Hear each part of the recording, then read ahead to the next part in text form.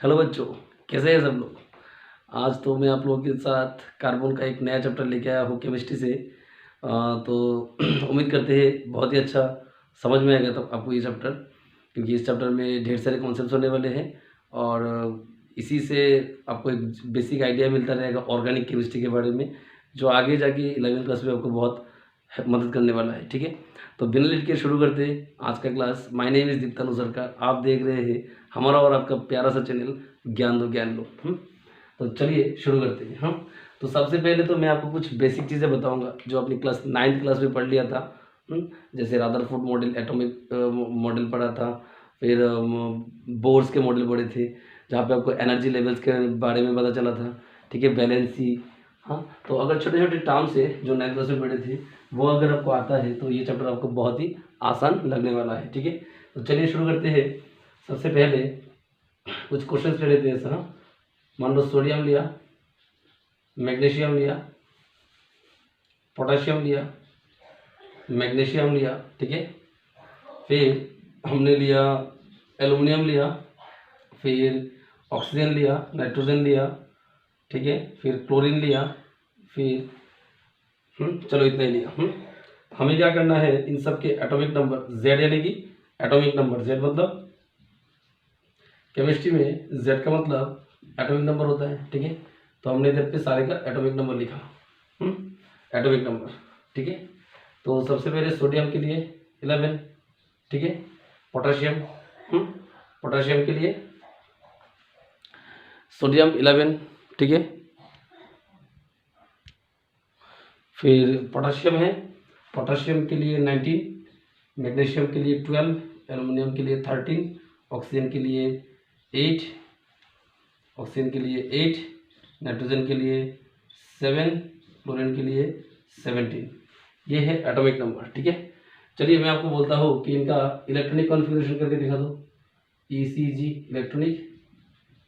Electronic configuration. ठीक है, electronic configuration. अगर एटॉमिक नंबर 11 है, ठीक है, तो नंबर ऑफ इलेक्ट्रॉन भी 11, नंबर ऑफ प्रोटॉन भी 11। ठीक है, तो इसका electronic configuration K L 2 8 M में 1। ठीक है, इसकी केस में K L M 2 8 10 और 8 18 1। ठीक है, मैग्नीशियम की केस में K में 2, L में 8 10 हुआ, M में 2। ठीक है, मैग्नीशियम खत्म। ऐसा करके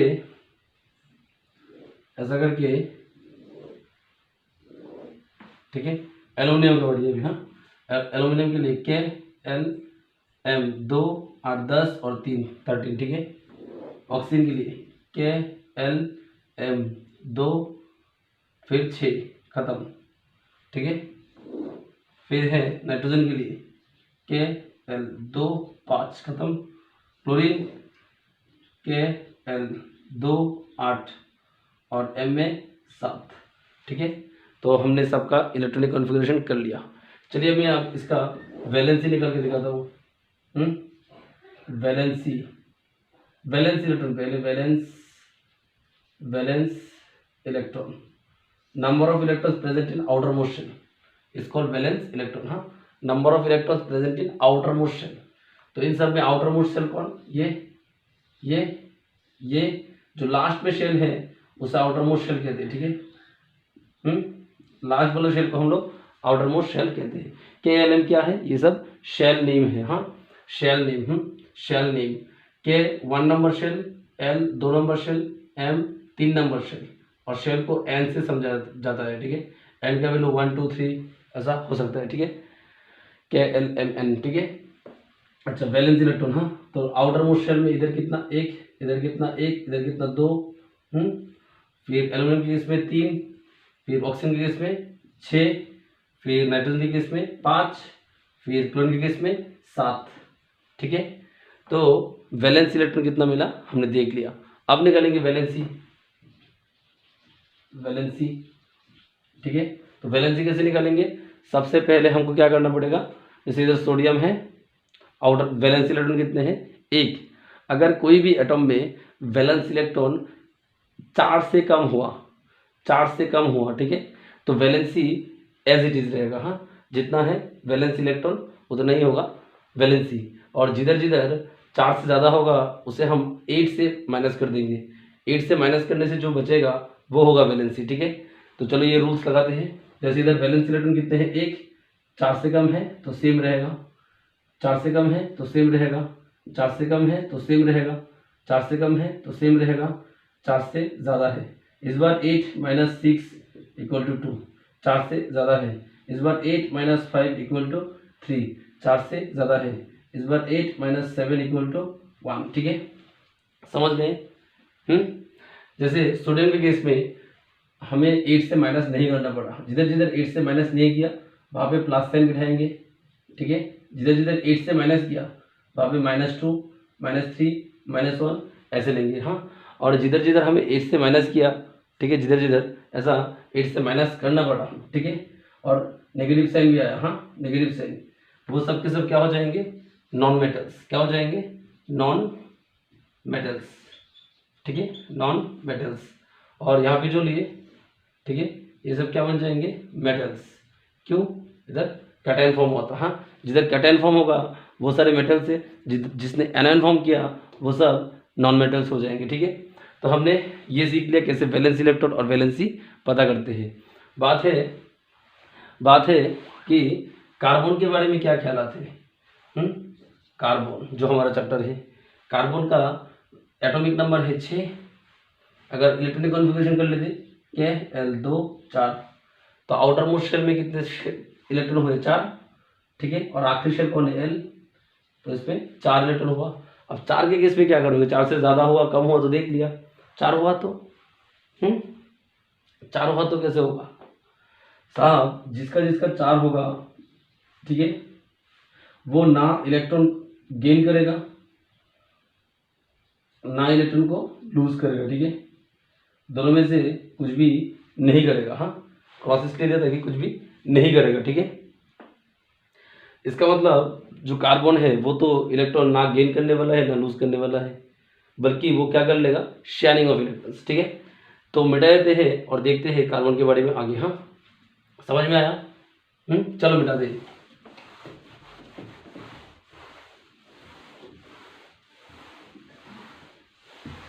तो हम अभी जानेंगे कार्बन के बारे में, कार्बन के बारे में, ठीक है। कार्बन कार्बन सबसे पहला बात, एटॉमिक नंबर कितना है इसका, एटॉमिक नंबर 6, ठीक है। और इसका इलेक्ट्रॉनिक कॉन्फ़िगरेशन कितना है, इलेक्ट्रॉनिक कॉन्फ़िगरेशन 2 4, ठीक है। आउटर मोस्ट शेल में इलेक्ट्रॉन कितने हैं, यानी कि वैलेंस इलेक्ट्रॉन कितने हैं, वैलेंस इलेक्ट्रॉन कितने हैं, 4, ठीक है। ये no electron shared, no electron shared, electron share भी नहीं करते हैं, no electrons gained, electron gain भी नहीं करते। हाँ, दोनों में से कुछ भी नहीं करते। करते क्या है, करते क्या है, sharing of electron, sharing of electron, ठीक है। कार्बन क्या करते हैं, शेयरिंग ऑफ इलेक्ट्रॉन, ठीक है।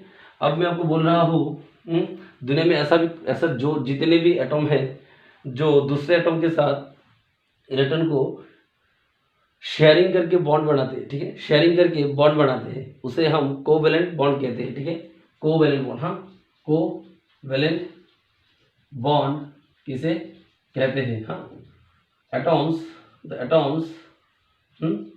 atoms which combine with other atoms by sharing electrons, is called covalent bond, covalent bond, ठीक है। समझ में आया। एग्जांपल ले लो, जैसे मैं O2 बोल दूँ, O2, ठीक है, O, ठीक है। ऑक्सीजन गैस में देख लिया था, आउटर मोस्ट में कितने इलेक्ट्रॉन है, 6, तो इधर पे 1 2 3 4 5 6, ठीक है, 1 2 3 4 5 6, तो एक रूल तुमको याद रखना है, वो है ऑक्टेट रूल। ऑक्टेट रूल ये क्या है, थोड़ा सा इस रूल को भी देख लो तो तुम्हें और भी समझ में आ जाएगा कॉन्सेप्ट। ऑक्टेट रूल क्या है?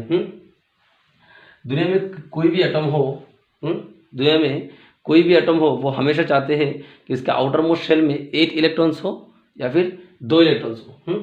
2 इलेक्ट्रॉन्स होने कौन चाहते हैं? जैसे हाइड्रोजन एंड हीलियम, वो एक्सेप्शनल है, बाकी इन दोनों को छोड़ के बाकी सारे एटम चाहते हैं कि उसके आउटर मोस्ट शेल में 8 इलेक्ट्रॉन्स हो। ठीक है, octet rule states that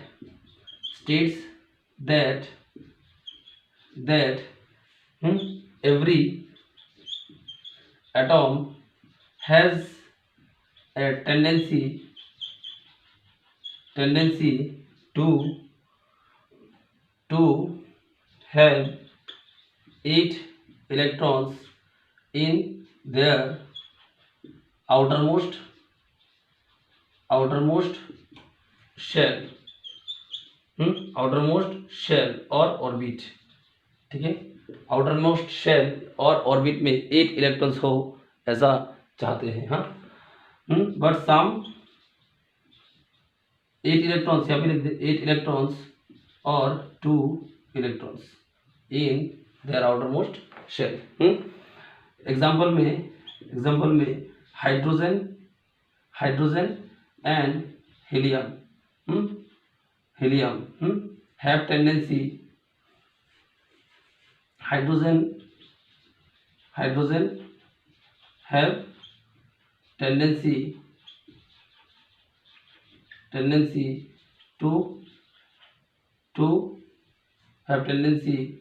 to gain 1 electron to complete duplet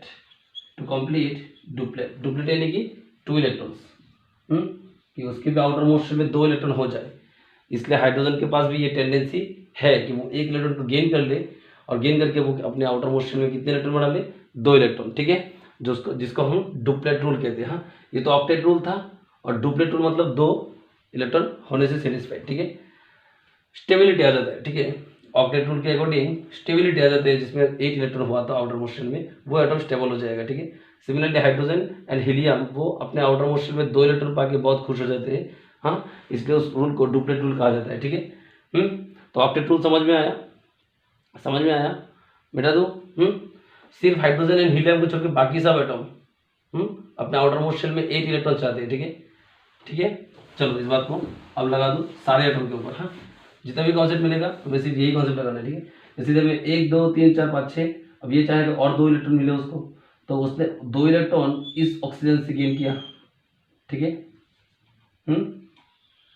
ये ऑक्सीजन से गेन किया, और ये भाई साहब ने 2 इलेक्ट्रॉन ये वाले ऑक्सीजन से गेन किया।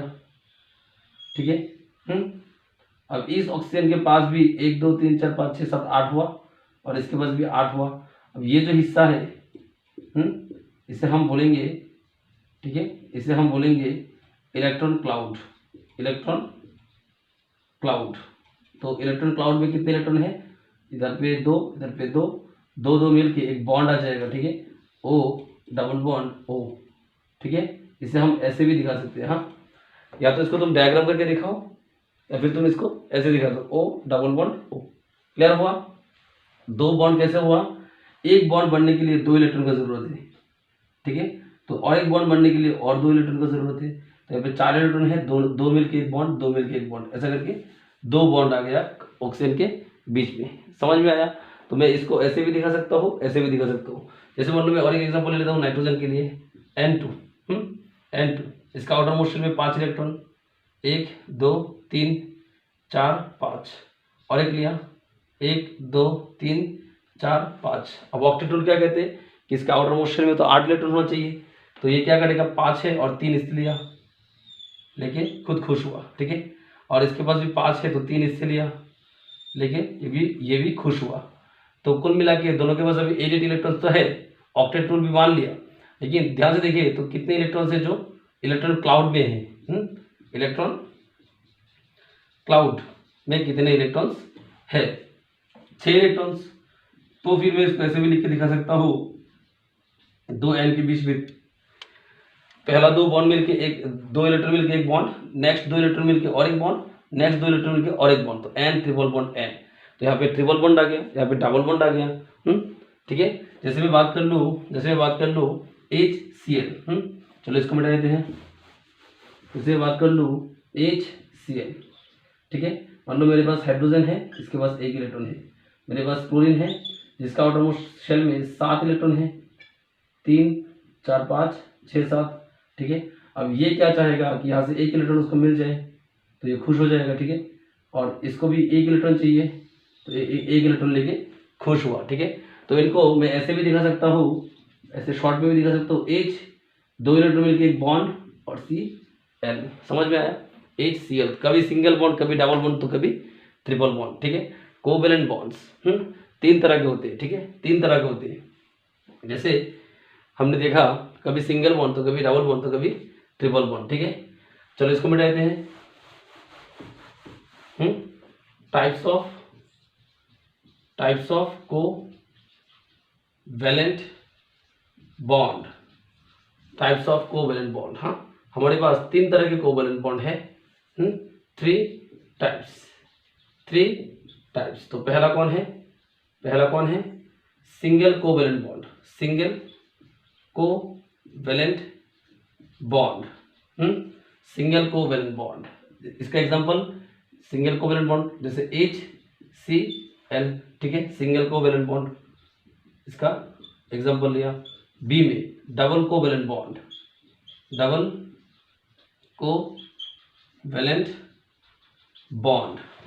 इसमें कौन आया? जैसे एग्जांपल में O, डबल बॉन्ड O। ठीक है, हमारे पास है ट्रिपल कोवेलेंट बॉन्ड।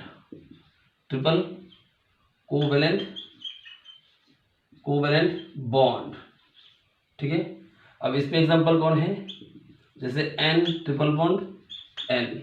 तो टाइप्स ऑफ कोवेलेंट बॉन्ड ये भी हमने देख लिया। ठीक है, तो मिटा दूं?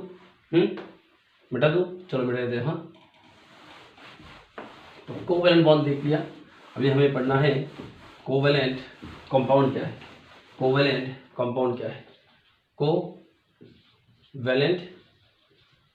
Compound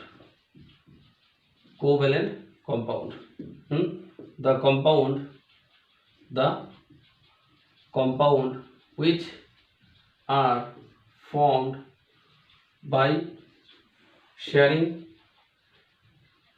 electrons are called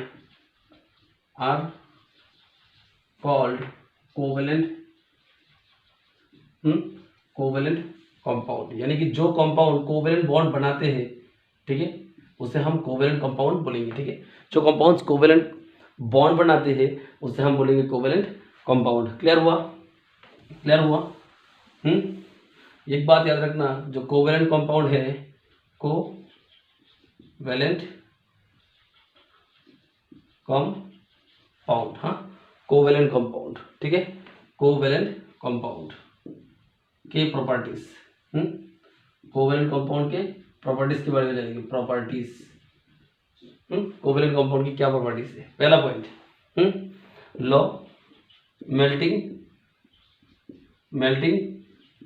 and boiling point. तो एग्जाम में क्वेश्चन पूछ लेता है, व्हाई कोवेलेंट बॉन्ड्स या फिर covalent compounds have low melting and boiling point. ठीक है, have covalent compounds have low melting and boiling point because of weak force between them, weak force among atoms। ठीक है, covalent compound में जितने भी atoms है वो आपस में जब जुड़ते हैं ना, तो इनके बीच में जो फोर्स है वो वीक फोर्स। क्योंकि वीक फोर्स से बंधे हुए हैं तो उनका मेल्टिंग पॉइंट, बॉइलिंग पॉइंट बहुत ही कम है। यानी कि थोड़ा सा हीट देते ही उनका बॉन्ड टूट जाता है। ठीक है, आयोनिक बॉन्ड्स की तरह इतना स्ट्रांग नहीं होता। हाँ, आयोनिक बॉन्ड्स होता तो इसके बीच में इलेक्ट्रोस्टैटिक फोर्स होता, स्ट्रांग इलेक्ट्रोस्टैटिक फोर्स, जिसे तुम थोड़ा सा हीट देने से भी नहीं टूटेगा। उसके लिए तुम्हें अगर आयोनिक कंपाउंड्स अगर हुआ तो उसको पानी में छोड़ोगे तो वाटर जिसके पास डाइलेक्ट्रिक प्रॉपर्टी है वो उस आयोनिक कंपाउंड्स के बीच में जो स्ट्रॉन्ग इलेक्ट्रोस्टैटिक फोर्स है उसको रिड्यूस कर देता है, ठीक है। जिसकी वजह से आयोनिक कंपाउंड्स भी केमिकल रिएक्शंस पे पार्टिसिपेट करते हैं आयंस एक्सचेंज करके, ठीक है। और यहाँ पे कोवेलेंट कंपाउंड्स है, covalent compounds sharing of electron से बनते हैं, तो वो शेयरिंग ऑफ इलेक्ट्रॉन से जो बॉन्ड बनते हैं वो बहुत ही वीक होता है, थोड़ा सा हीट देते ही वो बॉन्ड टूट जाते हैं, ठीक है। तो लो मेल्टिंग एंड बॉइलिंग पॉइंट है, क्यों? क्योंकि वीक फोर्स अमॉन्ग एटॉम्स है, ठीक है। सेकेंड पॉइंट है बेड या फिर पोर कंडक्टर ऑफ इलेक्ट्रिसिटी, हाँ, पोर कंडक्टर ऑफ इलेक्ट्रिसिटी। क्यों? जैसे आयोनिक कंपाउंड्स के पास फ्री आयंस होते हैं, कोवेलेंट कंपाउंड के पास फ्री आयंस नहीं होते हैं, और हमें पता है इलेक्ट्रिसिटी को फ्लो करने के लिए क्या चाहिए, हाँ, चार्जेस का मोशन होना पड़ेगा, चार्जेस मूवमेंट करना पड़ेगा, ठीक है। तो इसके पास फ्री इलेक्ट्रॉन्स ही नहीं है, यानी कि फ्री आयंस ही नहीं है, इसकी वजह से चार्ज मूव नहीं कर पाते, हाँ। Poor conductor of electricity because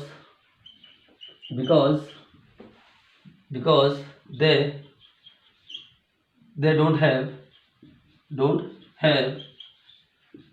don't have ions, because they don't have ions, or because ions are not present in covalent compound, because ये अच्छा होगा, because ions are not present in covalent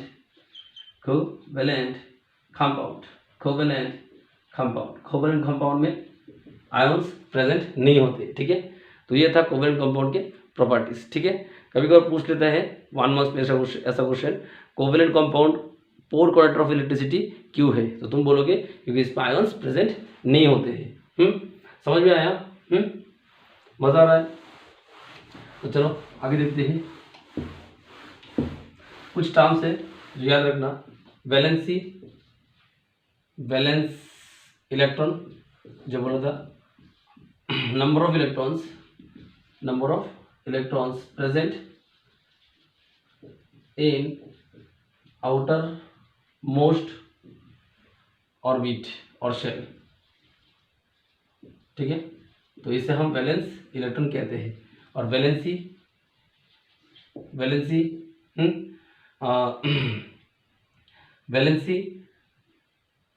number of atoms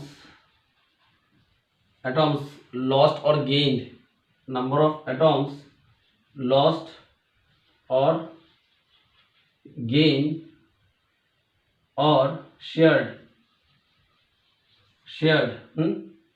number of electrons lost or gained number of electrons lost or gained among two atoms, हो गया। Number of atoms कैसे हो, number of electrons होगा, number of electrons lost और gained among to atoms, दो atoms के बीच में कितने इलेक्ट्रॉन्स की शेयरिंग हुआ, कितने इलेक्ट्रॉन्स के लूज हुआ या गेन हुआ, कितने इलेक्ट्रॉन्स लूज हुआ या गेन हुआ, उसे हम क्या बोलेंगे? वैलेंसी। उसे हम क्या बोलेंगे? वैलेंसी। समझ में आया? समझ, वैलेंसी को हम और भी तरीके से बोल सकते हैं, हाँ, combining capacity of two atoms, दो एटॉम्स आपस में जोड़ने के लिए जो कैपेसिटी दिखाते हैं, हाँ, जितने इलेक्ट्रॉन्स का गेन और लॉस करते हैं उसे हम वैलेंसी कहते हैं, ठीक है। मिटा दे, चलो मिटा देते हैं। अब देखेंगे कार्बन के बारे में, हाँ, properties of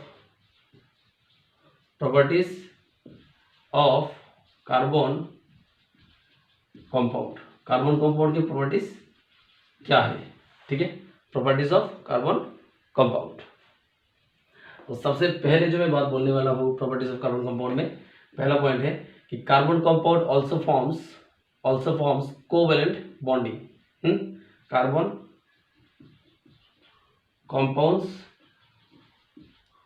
compounds also formed from covalent bond, ठीक है।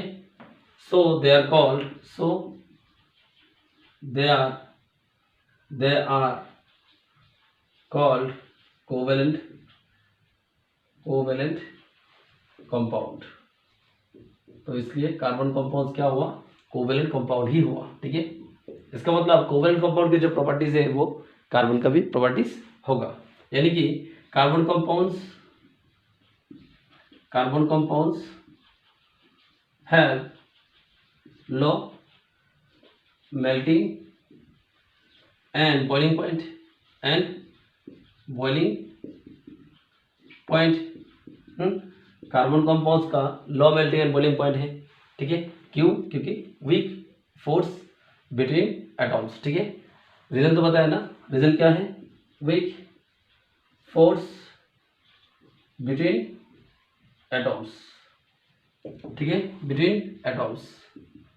और एक बात, carbon compounds are poor conductor of electricity. और इसका रीजन क्या था? Ions are absent. क्योंकि आयंस इसमें नहीं होते। क्लियर हुआ? Carbon compounds also form covalent bond, so they are called covalent compound. ठीक है, और जितने भी प्रॉपर्टीज कोवेलेंट कंपाउंड में सीखे वो हम कार्बन कंपाउंड में भी यूज कर सकते हैं। ठीक है, समझ में आया? मिटा दो, चलो मिटा देते हैं। हाँ, तो चलो मिटा देते हैं। अभी हम पढ़ेंगे एलोट्रॉप्स के बारे में। हाँ, एलोट्रॉप्स। एलोट्रॉपी क्या है? एलोट्रॉपी ये क्या है? एलोट्रॉपी। ठीक है, एलोट्रॉपी ध्यान दीजिए इस बात को। एटॉम्स ऑफ सेम एलिमेंट, हाँ, atoms of same element arranged in different manner in same physical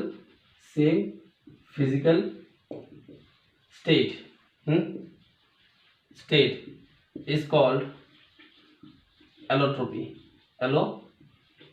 example देख लो, जैसे ग्राफाइट हाँ is made up of carbon.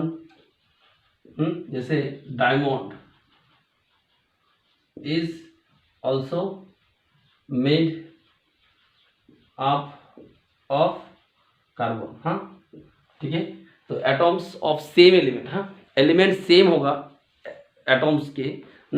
जो एटॉम्स है, जो एलिमेंट्स है उसके एटॉम्स सेम होंगे, पर उनका अरेंजमेंट अलग अलग होगा। ठीक है, पर उनका फिजिकल स्टेट सेम रहेगा। ठीक है, जैसे सॉलिड हुआ तो सॉलिड, दोनों ही सॉलिड होगा, पर प्रॉपर्टीज अलग अलग होगा। ठीक है, तो ऐसे एलिमेंट्स को हम क्या बोलेंगे? एलोट्रोपी। तो जैसे कैरेक्टरिस्टिक प्रॉपर्टीज क्या होगा? Properties of allotropes, properties of allotropes. जो एलोट्रोपिक कंपाउंड है उनकी प्रॉपर्टीज कैसे होने वाली है? ठीक है, प्रॉपर्टीज सबसे पहला कि जो एटॉम्स है, atoms are of same element, ठीक है। फिर atoms are arranged in different manner, atoms are arranged in different manner. ठीक है, फिर थर्ड में हम कह सकते हैं प्रॉपर्टीज, थर्ड में हम ये बोल दे कि they are found in same physical state. ठीक है, atoms found in, allotropes are found in same physical state. ठीक है, जैसे यहाँ पे ग्रेफाइट भी सॉलिड है, डायमंड भी सॉलिड है, तो फिजिकल स्टेट सेम हुआ ना, दोनों ही सॉलिड है। ठीक है, पर अरेंजमेंट अलग अलग है, एटॉम्स के अरेंजमेंट अलग अलग है। हाँ, फोर्थ पॉइंट पे हम कह सकते हैं properties properties are different, properties are different, ठीक है, प्रॉपर्टीज अलग अलग हो, ठीक है बेटा। तो इसको तो एक बहुत ही इंपॉर्टेंट क्वेश्चन एग्जाम में भी आ जाता है, डायमंड एंड ग्रेफाइट के बीच में एक डिफरेंस, डायमंड एंड ग्रेफाइट के बीच में एक डिफरेंस। चलो लिखते हैं इधर, पहले हम ग्रेफाइट को लिखते हैं इधर, उधर डायमंड को लिखते हैं। हाँ, तो पहले अच्छे से ग्रेफाइट को लिखते हैं, फिर डायमंड को देखेंगे। पहला बात, जो ग्रेफाइट है, ग्रेफाइट में जो कार्बन है, ग्रेफाइट में जो कार्बन है, ठीक है, उसमें देखो एक कार्बन 3 और कार्बन के साथ अटैच्ड है और एक फ्री इलेक्ट्रॉन से, ठीक है। One carbon is attached with 3 other carbon, 3 other carbon. वजह से क्या हुआ, ग्रेफाइट हैज फ्री इलेक्ट्रॉन्स, ठीक है, इसके पास फ्री इलेक्ट्रॉन्स हो गया, और इसके पास अगर फ्री इलेक्ट्रॉन्स है, गुड कंडक्टर ऑफ इलेक्ट्रिसिटी हो गया, इलेक्ट्रिसिटी, ठीक है। और एक बात, जो ग्रेफाइट है, उसका जो स्ट्रक्चर है वो लेयर स्ट्रक्चर बनाते हैं। हाँ, लेयर, अभी मैं दिखाऊं तुम्हें एक, तो कुछ समझ में आएगा, ठीक है, ऐसा लेयर में रहेगा, ठीक है। कितना हुआ, 1 2 3 4, 1 2 3 4 5 6, हाँ। तो इस तरह से एक लेयर, इसके नीचे मान लो और एक लेयर, मान लो और एक प्यारा सा ब्यूटीफुल सा लेयर है ऐसा। तो अलग अलग लेयर है, अलग लेयर के बीच में जो कार्बन है, ये कार्बन के बीच में भी फिर से बॉन्ड है, ठीक है, समझ रहे हो।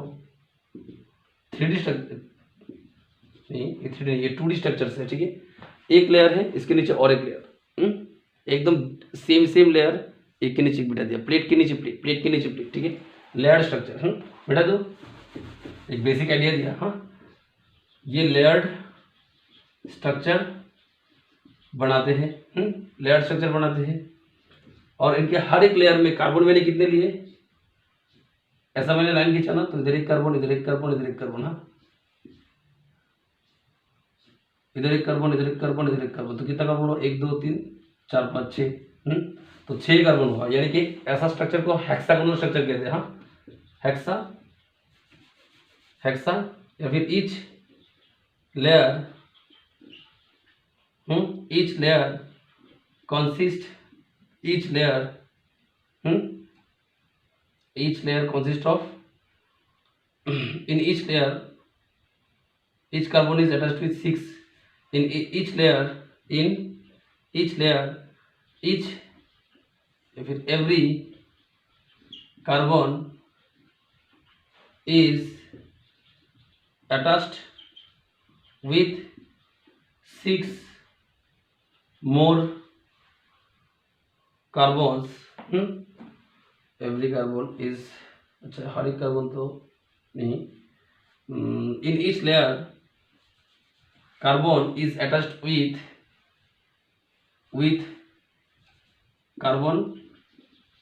is attached with other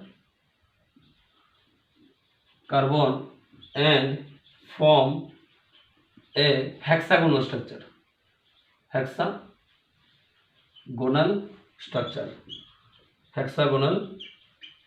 structure, ठीक है, हेक्सागोनल स्ट्रक्चर बनाते हैं। फिर ये graphite is used as a good lubricant, हाँ, गुड लुब्रिकेंट में भी यूज होता है, ठीक है। जैसे जहाँ कहीं हम फ्रिक्शन को रिड्यूस करने के लिए भी इसे एज ए लुब्रिकेंट यूज कर लेते हैं, ठीक है, समझ में आया। इट फॉर्म्स 2D स्ट्रक्चर, हाँ, 2D स्ट्रक्चर बनाते हैं। हाँ, इसका स्ट्रक्चर जो है ना वो 2 डायमेंशनल है, फिर ग्रेफाइट में जो एक एक लेयर है, लेयर के बीच में भी जो कार्बन कार्बन है वो भी एक बॉन्ड बनाते हैं, हाँ, और वो वीक फोर्स से अटैच्ड है। Each layer is attached with a weak force. Each layer is attached with each other with a weak force, एक वीक फोर्स के साथ अटैच्ड है, ठीक है। WEAK वीक, हाँ, वीक फोर्स से अटैच्ड है। समझ में आया। तो ग्रेफाइट, इसका और एक पॉइंट मैं इधर लिख देता हूँ, 9 नंबर। हाँ, ग्रेफाइट बहुत ही सॉफ्ट होती है, ठीक है, सॉफ्ट होती है। चलो अभी डायमंड के बारे में शुरू करते हैं। हाँ, डायमंड में जो कार्बन है वो और भी 4 ऐसे कार्बन के साथ अटैच्ड हुआ है। हाँ, 4, इधर पे C और इधर पे 1 2 3 4, 4 और कार्बन के साथ अटैच्ड है। One carbon is attached with 4 other carbon, एक कार्बन और भी 4 कार्बन के साथ अटैच्ड है, ठीक है। सेकंड पॉइंट में it has no free electron, ठीक है, इसके पास कोई भी फ्री इलेक्ट्रॉन नहीं है, वजह से ये पोर कंडक्टर ऑफ इलेक्ट्रिसिटी, हाँ, पोर कंडक्टर ऑफ इलेक्ट्रिसिटी, क्योंकि इसके पास फ्री इलेक्ट्रॉन है ही नहीं, ठीक है। फिर जो डायमंड है, डायमंड का जो स्ट्रक्चर है वो नेटवर्क स्ट्रक्चर, हाँ, नेटवर्क स्ट्रक्चर बनाते हैं। हाँ, नेटवर्क स्ट्रक्चर ऑफ कार्बन का एक नेटवर्क स्ट्रक्चर बनाते हैं। हाँ, यहाँ पे जो each network forms a tetrahedral structure. Each network forms carbon of each network forms carbon of each network forms tetrahedral structure,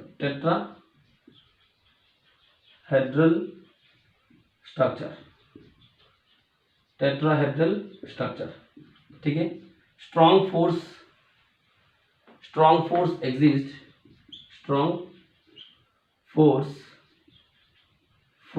exist among atoms, ठीक है। और एक बात बोल सकते हैं कि इट फॉर्म्स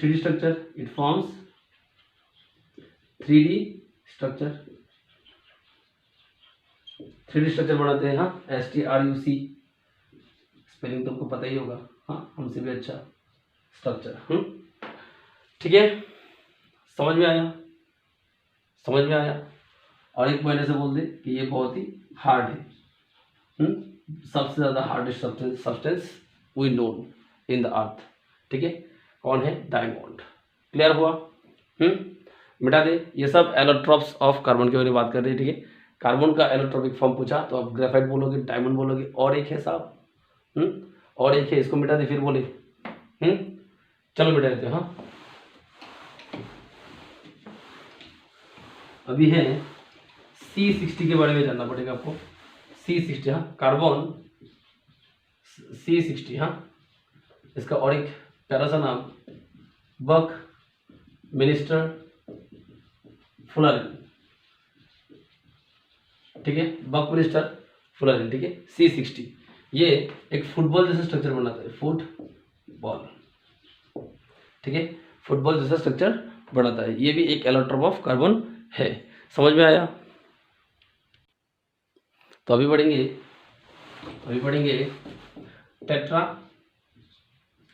टेट्रा वैलेंसी। या फिर क्वेश्चन ऐसा आ सकता है, why carbon can form tetravalent structure. Tetravalent structure, तो टेट्रावेलेंसी क्या है वो जान लेते पहले। टेट्रावेलेंसी मतलब जो कार्बन है वो और भी अलग अलग अलग अलग 4 एटॉम के साथ जोड़ सकते हैं। जैसे मान लो कार्बन H के साथ जोड़ सकता है हाइड्रोजन, फिर क्लोरीन के साथ, फिर एक से फ्लोरीन के साथ, फिर एक से आयोडीन के साथ, ठीक है, या फिर ब्रोमीन के साथ, ठीक है।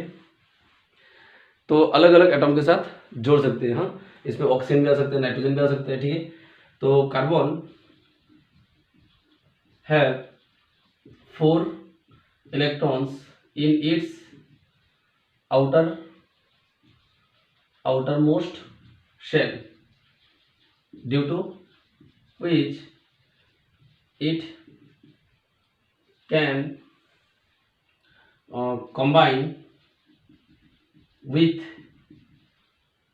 4 other different atoms, 4 other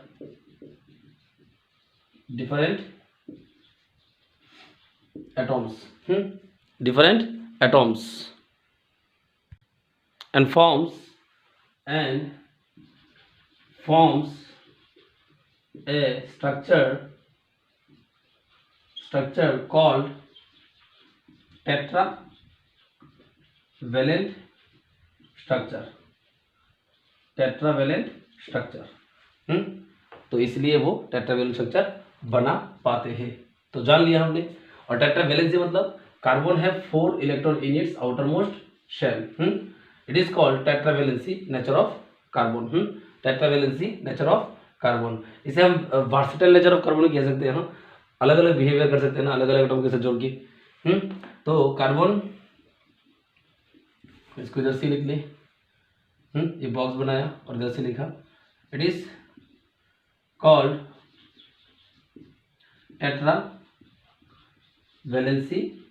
tetravalent nature of carbon.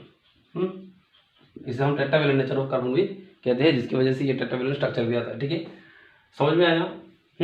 और इन्हीं के चलते चलते कार्बन का और एक नया प्रॉपर्टी आ जाता है जिसे हम कहते हैं कैटिनेशन प्रॉपर्टी। हाँ, तो इसको मिटा दे। तो चलो कैटिनेशन प्रॉपर्टी के बारे में जानते हैं। तो हमने देखा कार्बन के पास 4 फ्री हैंड्स है, जिसका इस्तेमाल करके वो 4 अलग अलग एटम के साथ जोड़ सकते हैं। ठीक है। कैटिनेशन क्या है?